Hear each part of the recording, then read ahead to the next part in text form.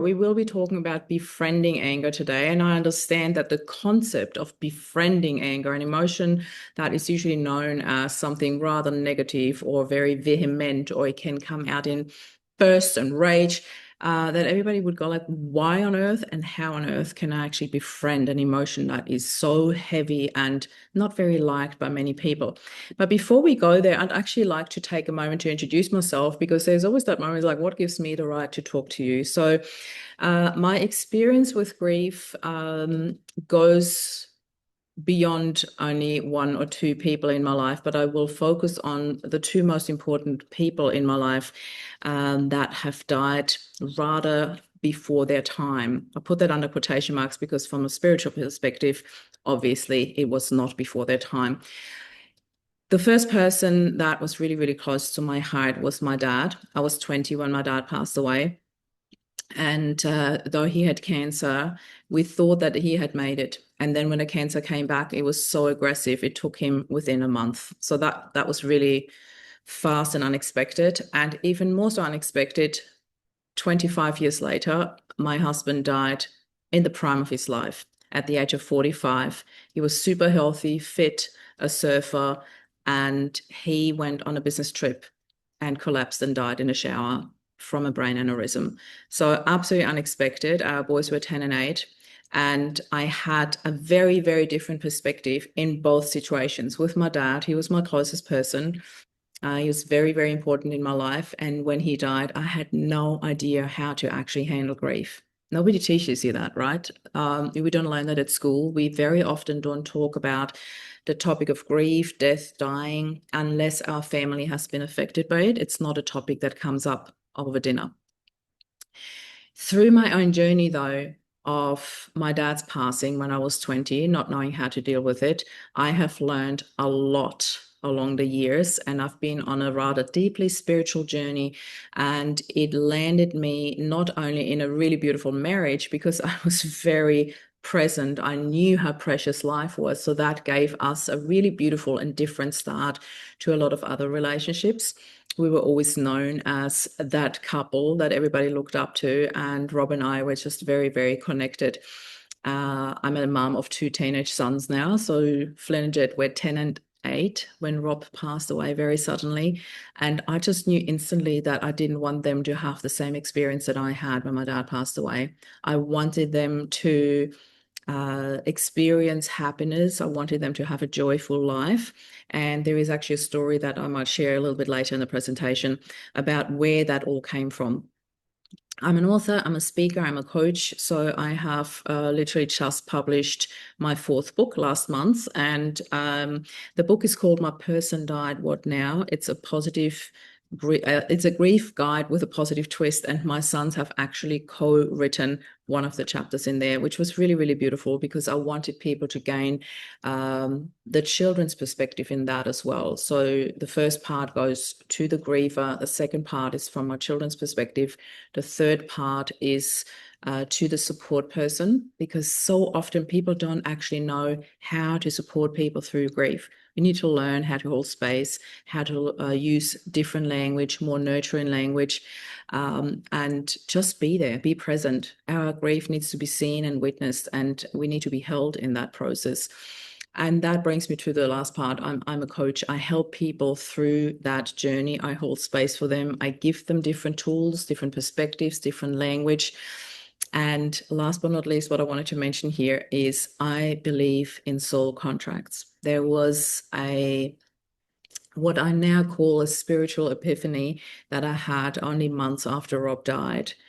And I had this moment of, wow, this was our soul contract. This is how it was all meant to turn out. And I received so much love and acceptance and peace and healing in that moment. And what I then did with that, is written in my books and in my TEDx that I did. I did a TEDx on redefining our image of a widow. I look at myself and I don't see a typical widow here. And I also recently spoke at the Sydney Opera House, which was an absolute highlight for me, not just because it's a Sydney Opera House, but because my sons were actually in the audience for the very first time. That was such a highlight for me. And receiving their hugs and their "I'm so proud of you, Mom" afterwards was more than anything else I could have ever wanted and wished for in my life. So without further ado, let's go on with the topic. The vast majority of us finds it easier to be mad than hurt.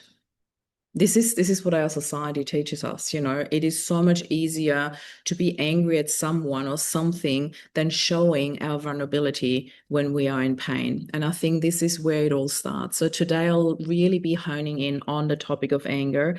There's so much more that we can learn and teach in the space of grief, but anger is a very frequent companion in the space of grief. So this is why I decided to focus on this topic for today.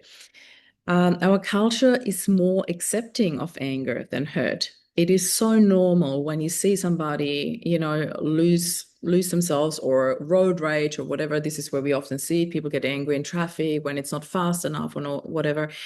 Anger is seen quite frequently. We are used to it. It's part of our culture. But when somebody shows hurt, vulnerability is way not as accepted yet. And I feel there's a shift happening. We are seeing a shift in that, which I love. But anger is still more accepted by our culture than hurt. So this is where it all starts. This is the thing, though. Anger is so much easier to express than grief. And when we think of where anger is coming from, there is so much more to it. I will get to that in a minute because I love using the comparison of a pressure cooker, because when we don't find a valve, in other words, a healthy way to release our anger, it will just burst. The pressure will keep building up underneath, and we really need to allow ourselves to actually lift the lid very gently before the pressure builds up in a way, like when you open a pressure cooker and there's so much pressure you can actually not open it anymore. But while the pressure's building and you open it too soon, it literally just bursts out. I hope nobody has ever tried it, but it's absolutely incredible, the pressure that builds up. This is my favorite explanation of anger. Anger to me is just a cover-up emotion. When we allow ourselves, as I said, to lift the lid, look underneath, and be very, very gentle with ourselves in the process, then we realize that there's so much more to anger than just that. Anger is a cover-up. It's never, ever the actual emotion, the actual emotional trigger. It's only the outcome, the outburst that you see when you don't allow yourself to release what's underneath. So when you look at that girl right here, what do you see? What's the first thing that you see? I would love to, I'm going to put my glasses back on. I would actually love for some people to say, what are the first things that you see when you look at that image? Can somebody share? I can't see the chat box, unfortunately, when I'm in presentation mode. So if anybody could read that out, that would be amazing. Oh, I can see the chat box. It just clipped up. Eyes and mouth. When we talk about emotion, what do you see? What emotion do you see when you look at that girl? Disappointment, yeah. Frustration, anger, right? Unmet needs, Henry. Thank you. Yes. Unmet, yeah, I know. I knew what you meant. Bilingual brain, I just read it as it is. Yes. Pressure. Absolutely. There's so much more to it than just the first thing that we see, the anger, right? So when we actually lift that lid, I'm just going to leave my glasses on. It's just going to be easier. There are so many other emotions that we could potentially meet underneath, and I've written the most frequent ones out here. There is sadness, there can be loneliness, there can be grief, fear, helplessness, frustration, abandonment, pain. I'm talking emotional pain here. And when we don't learn how to express our emotions, how to actually talk about them, they often bubble up, and then there is this feeling of I'm not seen in my emotion, and it often comes out in anger. And in particular, when too many emotions come together. It's literally like putting too many ingredients in a pressure cooker, and it literally, if you don't find that valve to release it slowly, it will burst. And I don't know if anybody has ever filled a pressure cooker too much. I have. So when you fill the pressure cooker too much, it actually comes out of the valve. All the stuff that you put in there, juices, whatever you're cooking in there, it comes out of the valve. What happens here, there is a lack of love and connection. So when you look at that girl, I can actually feel that. The lack of love and connection. She doesn't feel connected. She doesn't feel seen. She doesn't feel the love. So it comes out in anger, in frustration. When you are seen, when you feel that you are seen in all of your emotions, in all that you are, in all that you experience, it actually dissolves the anger. I absolutely love that. It dissolves the anger very carefully. So I want you all to take a moment right now. All of you listening in here, all of you sitting, watching, I want you to put your right hand on your heart and your left hand on your belly. And I want you to just take a moment and feel what you feel right now in this very moment. If you want to, feel free to share it in a chat box, but it's more important for me that you actually pay attention to it. Really just be present for a moment. Feel your heartbeat in your right hand. And then I want you to, before you do it, I'm going to explain it. I want you to take a deep breath in through your nose, a really sharp, deep intake right into your heart and all the way into your belly, like through your heart into your belly. I want you to feel your belly blow up when you do that. And then very slowly release the air through your mouth, but take your time, do it as long as you can, and give it some sound. Let's do that together. Take a deep breath in, hold, and out.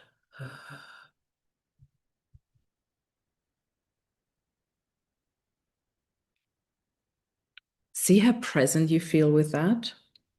This is incredible. That's the power of one deep breath. When you really take a moment, one deep breath right into your heart, blow up your belly, hold it for a little bit, and then blow it out very slowly and gently and give it some sound. The reason why I'm saying give it some sound, what happens is when we hum, the vibration of our humming signals to our nervous system that we are safe. I'm going to say that again. The vibration of our humming, of our own sound, signals to our nervous system that we are safe. When we're experiencing grief, we often don't feel safe. We feel fear, helplessness, loneliness. It is important to signal to our body, to our nervous system, that we are safe.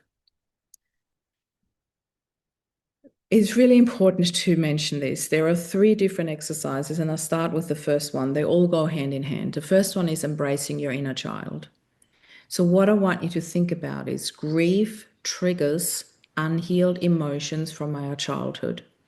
And that makes it hard because we are already dealing with grief. Grief is a rather heavy emotion usually. So when we add the unhealed wounds from our childhood to it, it can become almost unbearable to carry it all.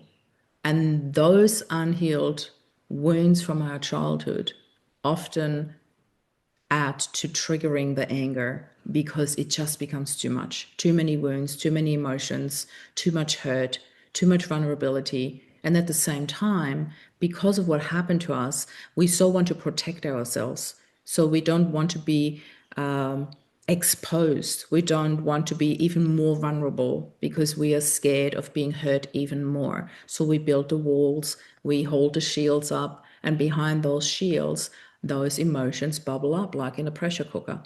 So when you think of this exercise, embracing your inner child, I want you all to do it with me right now. I want you to close your eyes and imagine that you are taking your younger self on your lap. Don't worry about the age, it will present itself. And you just hold her or him and you ask one simple question. And the question is so simple that the answer often comes in one word or in a very simple phrase. So when you ask the question, pay attention to the answer. And all I want you to ask is, what do you need?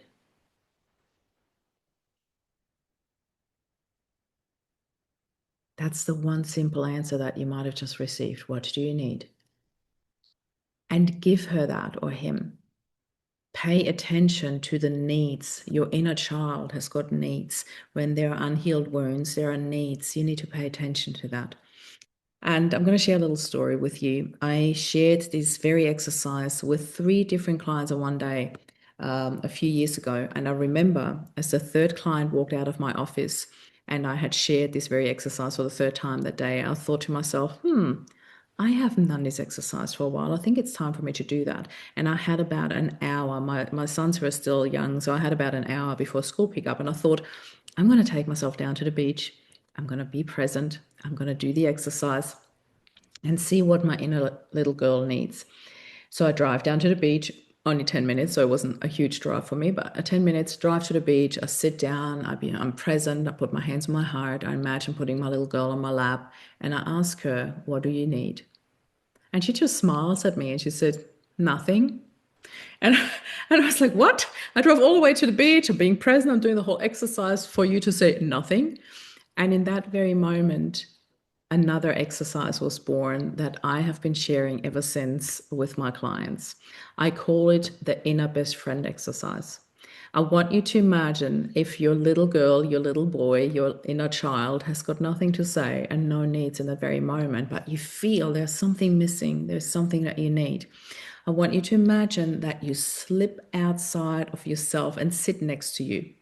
So you act like your own best friend. And I want you to put your arm around you, look over and say, what do you need? The reason why I want you to slip out of yourself and act as your own best friend is twofold. One, you gain the outside perspective. And only from outside perspective is it easier to find solutions, to go into solution mode and to go into holding space mode for your best friend. You would always find encouragement, positive, nurturing words for your best friend. The way we often talk to ourselves can be very debilitating, can be very negative. So I want you to do this as an inner best friend exercise. Become your inner best friend, slip out of yourself, look at yourself and ask, what do you need? And wait for the answer. I remember when I first did that exercise, when I came up with this idea, the first answer came up as one word, attention. And I thought, oh, that's interesting, attention. And I hadn't noticed that I was paying so much attention to everybody else, to my clients, to my husband, to my kids, to my friends, that I had neglected myself in that process. So it's really, really important to every now and then slip out of yourself, become your own best friend and ask yourself, what do you need? Because from outside perspective, you're a better listener, you hold space, and you have got more nurturing solutions, language, presence than being within yourself. Okay, so watch the language, how you talk to yourself. And the third one that came out of that then was the higher self. Connect to your higher self. I don't know what your spiritual beliefs are or how you imagine your higher self. When I do the exercise, I literally often imagine myself, my higher self, as sort of like an avatar, larger than me, same looks as me, but not in blue. So it literally looks like an older, wiser version of myself. This is what I picture, but please go with whatever comes up for you. And often I sit with my higher self. We are kneeling in front of each other or sitting cross-legged in front of each other, and we're facing each other and we put our foreheads together. And I ask for guidance. And in that, I then ask the question, what do I need? What do I need? And I go into surrender, in absolute surrender. And I ask my higher self to lead me, show me the way, Show me the answers. Show me what I need to see. Teach me what I need to feel, what I need to learn. It's a really beautiful exercise. Each of these exercises can be done individually or consecutively, whatever feels right for you. Trust your heart. It's a really, really beautiful exercise. So, a heart full of empathy. This is just something that is so, so important. We need empathy in our lives for other people as well as for ourselves. When we are in grief, it can almost feel impossible to have empathies for others because we are so preoccupied with processing our own grief, and you have all the right to do so. There's nothing wrong about that. I just want to mention that it's really, really important to have that empathy, and it requires self-compassion. You need to have compassion for yourself with everything that you're going through, because without self-compassion, I just skipped one slide. So you need to, again, look underneath the surface. What is there that needs to be seen? What is there that needs a compassion, that needs the empathy? Because if we don't have compassion for ourselves, then we are lacking empathy. We're literally lacking empathy. We need to practice self-compassion because otherwise we lose our empathy for ourselves as well as others. So this is my way of embracing anger, because when you look at anger, anger literally shows you where healing is needed. It shows you the way. And unfortunately, often it only works afterwards, when the anger is done, when the outburst has come, when the rage has been released. And it can leave you with a massive sense of guilt when that happens. Yet you can choose to take what happened and sit with it. Lift that lid, look underneath. What's triggered this for me? Rewind the situation. Where did I lose it? Where did I get angry? Why did I get angry? What was the trigger? Sit with the trigger. See if it signals something that hasn't been healed from your childhood. Was it abandonment? Was it the feeling of not being seen, not being heard, not being significant enough? I sometimes had that as a mom. I felt insignificant or not seen in the things that I did.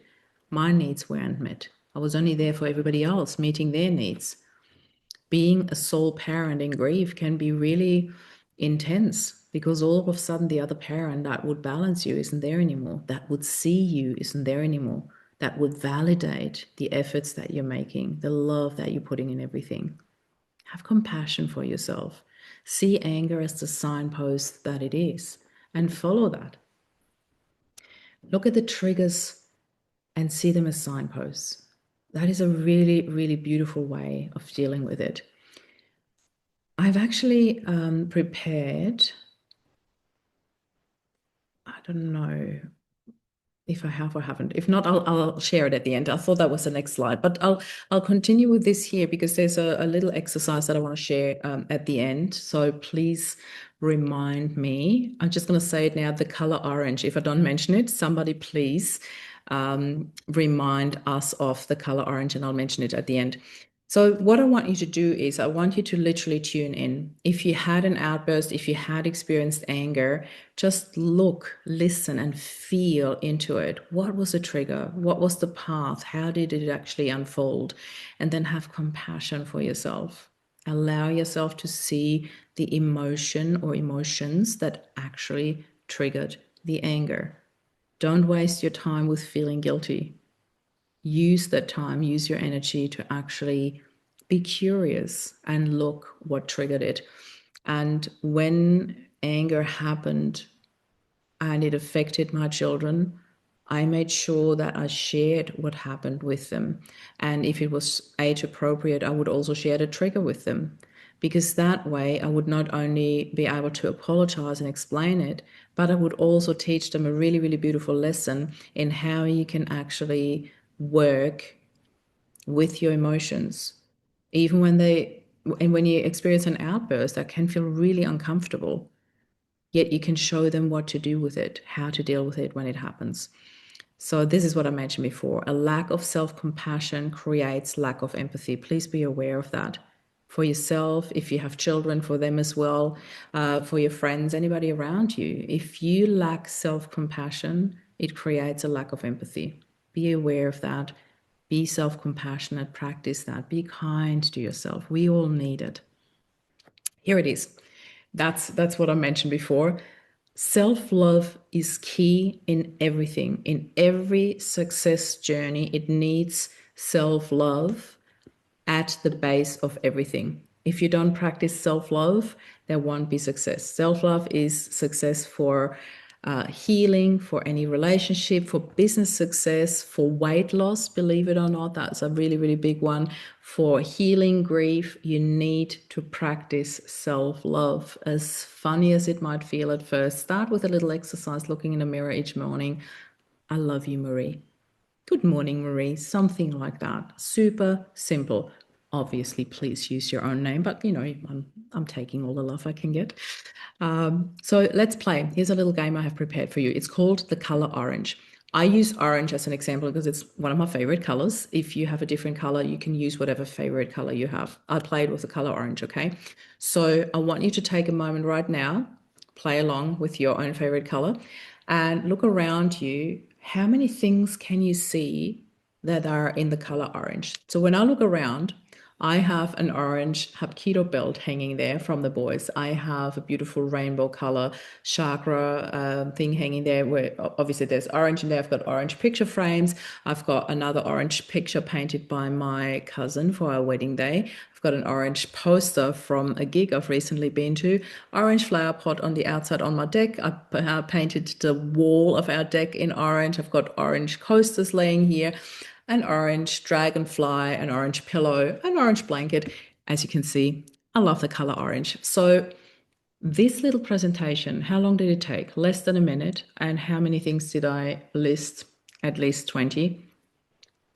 You can play that at any given stage. What it does, again, is twofold. Firstly, it teaches you to focus on the things that you want to see. It teaches you to focus on the things you want to see in life. And secondly, it distracts you from those things that might not be as nice for you to absorb. So be very, very mindful when you focus on something. You can teach your brain to focus on the things that you want to see. So once you have got that exercise buttoned down, play it for a day, play it for a couple of days if you want to. And trust me, once you start playing that game, you can't stop seeing that color. And this is why it's so important. On the next day or day after, however long you want to play this game, you then replace your favorite color with the emotion you need the most, the emotion that you're lacking the most at the moment. You can choose whatever you want. Trust your heart, whatever it is that you need the most right now. We can choose a very universal one, which is love. We all need love. Or you can choose self-compassion, self-love, whatever it is that you're lacking the most at the moment. And then start looking for that. Spend an entire day trying to see that emotion. So love comes in so many different shapes or forms. There can be a smile from a checkout chick when you go shopping. It can be a smile from a stranger. It can be a mom hugging her baby. It can be a couple walking hand in hand. It can be a butterfly. It can be a dragonfly. Anything that signals or symbolizes love for you. Start looking for it and you will start seeing it everywhere. You can't stop seeing it. I've been playing this game for so many years now, and it actually has given me such a beautiful relationship with my husband because I have learned to focus on life's precious gifts, if that makes sense. Any questions, please do ask me, because to me, one of the most precious things in adversity is that you will always find hidden gifts. There are always hidden gifts in adversity, and allow yourself all the time you need until you're ready to receive them. You will find them, you will start seeing them when your heart is ready to receive them. So if you are somebody supporting another person through adversity, please don't try to push these gifts too early. They have to come in their own time. They have to be ready to receive them, ready to see them. Otherwise, it feels like somebody running to the Christmas tree and unwrapping your gift for you. It's not right. And here's one example that I often use. And by the way, yes, that's my husband and I on our wedding day. So we had a barefoot beach wedding, which was amazing. And what I often use as an example, and I find it one of the worst examples that you could ever say to somebody, oh, he's in a better place now. Do not ever, ever say that to someone. If I, as the widow, come to the understanding that he's in a better place, it can come as such a beautiful gift to realize that. If somebody says it to you from the outside too early, it feels like a slap in the face. Big difference for the same thing. So please, please be mindful. Hidden gifts are for those to receive them when they're ready, not for you to hand it over to somebody who's grieving, okay? It's not for you to do that. It is like opening somebody else's Christmas present. So please be mindful of that. Another thing that I often suggest and also play myself is what I call a role reversal. So when you are in a situation where you're in grief and you do not know how to handle a situation, how to handle an emotion, I had situations where as a sole parent, I had no idea how to make a really, really big decision concerning one or both of my sons. I step into a role reversal. And the role reversal can look either like, what would Rob do? Or what would love do, as a very universal one for me that was very interchangeable. But what I mean by role reversal is I really want you to step into your loved one's perspective or into the perspective of love and look at you, at your current situation. What would you say to you from the perspective of love? That to me has been the most helpful tool I've been using beside the power of one deep breath. There are some very, very simple tools, and that is one of my most used ones, the role reversal. So I really encourage you to do that, because at the end of the day, love just wants you to be happy. And here's the little story that I mentioned at the beginning that I will share that later, what made it a lot I don't want to use the word easier because it's a very bizarre word to use when it comes to your husband's passing. But what happened was Rob and I, approximately 3 years prior to his sudden death, he gave me a call on his way home from work and he said, babe, I'm going to be about 2 hours late. There was an accident on Heathcote Road. For those who don't know, Heathcote Road is all the way through the national park, 26 kilometers or longer, where there's an accident, the detour was enormous, and especially in peak hour traffic, it was an extra at least 2 hours on his way home. And for most people, a 2 hour detour for your husband on his way home is a bit of an inconvenience, right? I mean, the boys were little, they were only a couple of years old, they were waiting for daddy to come home to have dinner together. Yet for one family, it meant that the dad never made it home because there was a young fiery who had a front-on collision with a truck and died on the scene. And his young wife was waiting at home with their 16-month-old daughter. So that super unexpected, it triggered us to have the what if conversation. That night when the boys were in bed, we sat on our bed and we had the discussion about what would you do if something was to happen to me? And we'd ask each other, we talked about each scenario, what would you want us, what you want me to do if something was to happen to you? And to wrap up a like 2-3 hour conversation that was beautiful, confronting, deep, and full of love, the answer was, I would want you to create the happiest life possible for you and the boys. Because that's what love is. Love just wants you to be happy. Little did I know that 3 years later, Rob died from a brain aneurysm. And when I had to share those news with our boys, that very sentence came back to me and became my lighthouse in my darkest hour. Take the boys and create the happiest life possible for you and them. So, whenever you get stuck, whenever you feel angry, whenever you had an outburst, I want you to come back to, what do I need? And what would love do? Because this is the most beautiful and gentle way to pay self compassion, self love to you, to practice that. And at the end of the day, I want you to just know this: whatever people say to you, whatever advice you hear from other people, including my own, trust your heart. Your heart always knows best what you need. And in times of grief, it is the most important thing that we learn to come back home to our heart and trust the inner guidance that comes through that. Thank you so much for being here today. I'm going to stop sharing the screen now, and I hope that some people want to come and maybe share or have some questions. I'm all here for it. Oh, thank you for the love. Thank you. Look at all Wonderful. the love hearts. Thank you so much. Were there any questions? Thank you, Marie. Yes, Send some love I've back opened the to you. chat and said if you want to um, raise a virtual hand, they can unmute or write the question in the chat is fine. Yeah. Um, Thank you, Joey. They're often so simple, we can so easily overcomplicate things, in particular when it comes to our own healing. There's so much. Thank you for coming on camera.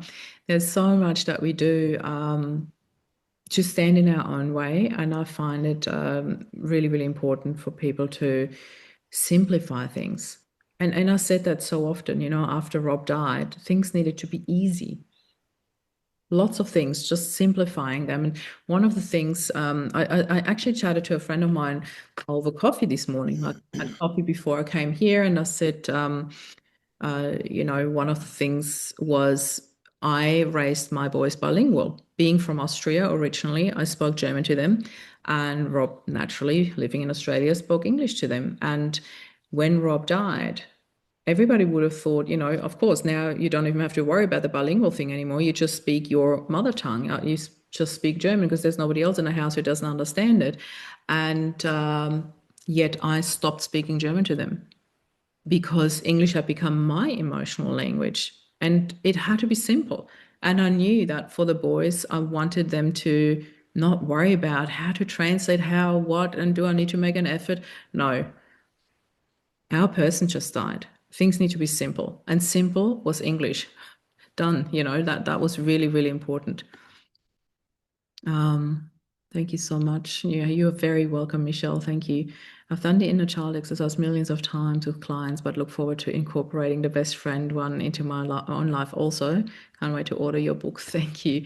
I'm a hospice social worker and I need it. Thank you, Emily. It means a lot to me. And honestly, any one of you, if you want to reach out and connect with me for a chat, or if you need any further information, I'd be more than happy to jump on a call with any of you. I don't know if that's okay, or if I didn't even ask that. Is it okay to put my details in here? I'm just, that's up to you. That'd be great. I'm Yeah. getting a nod here. .com/Marie_Alessi/chat. So what I do, I like offering a free 15-minute, 20-minute conversation. If anybody has any questions or chat they want to have with me behind the camera and not talk in front of everyone, I totally appreciate that. So I just put my Calendly link in there. I am super busy at the moment, but you will find some slots in there. So if you want to reach out just for 15, 20-minute chat, I'd be more than happy to do that. In particular, also when you work in that space, you want further information or collaboration, anything, I'd be more than happy to. So yeah. Were there any questions or anything that you guys wanted to share?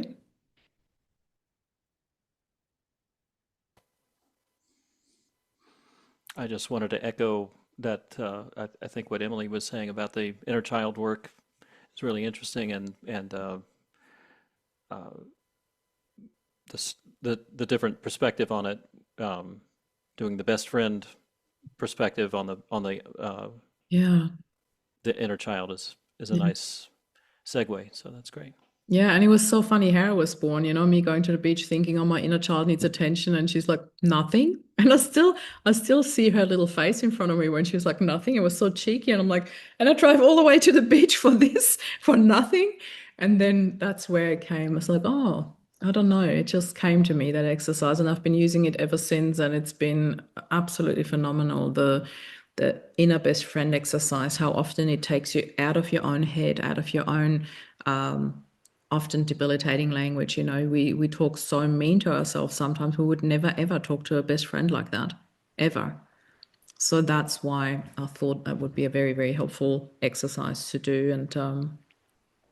And the higher self was really helpful for me to get that guidance that I needed. Always a good topic to discuss. I feel that we need to be reminded of it constantly. Absolutely, Therese. I couldn't agree more. That is really, really important. I find it such a shame, actually, how rarely we talk about death and dying, and so many people really worry about mentioning the topic. Where I'm like, it is so important that we talk about it. I am so grateful that Rob and I had this conversation 3 years prior, when none of us, we honestly, in a minute, Bridget, I'll get you up in a minute. We honestly never thought this would happen to us. It was important for us to talk about it, but we would have never thought that this would happen to us. You don't ever think it happens to you until it does. It only happens to other people, right? Or in movies. So, Bridget, do you want to unmute yourself? Yeah, hi. I just loved those exercises, and I'm gathering from the chat and from the fact that you do this kind of professionally, that this is something that maybe a psychologist or counselor or someone does. Do you Yeah, think these are okay for people that aren't professionally trained to do these with people as well, in an informal setting? yeah.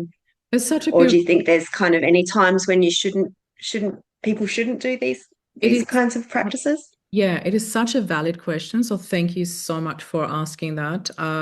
The thing is, when it comes to connecting to your inner child, I think it's always appropriate to do that. I really feel like, these exercises, there's no danger in that. There is the touching base with your inner child and feeling what you need. I think the only danger ever happens is when you find something that really needs attention and that might potentially need professional help, is when you don't seek that help. But that is a very overarching and very generic statement. There is danger in when we notice we need help, we need professional help, and we don't seek it or we don't allow it in. That definitely there might be danger in that. So very beautiful of you to flag that. But actually doing the exercise, it's almost like, I want to reframe that for you. It's almost like saying, I'd rather not ask, because if I find out something that I need to look at, or. So please do ask those questions. Ask your inner child, ask your inner best friend, ask your higher self for guidance, but then also be open to the answers and to the guidance, to allow that in whatever you need. And if that requires professional help, then please do seek it. Yeah. Thank you. Wonderful. Thank you, Marie. Yeah. Anytime.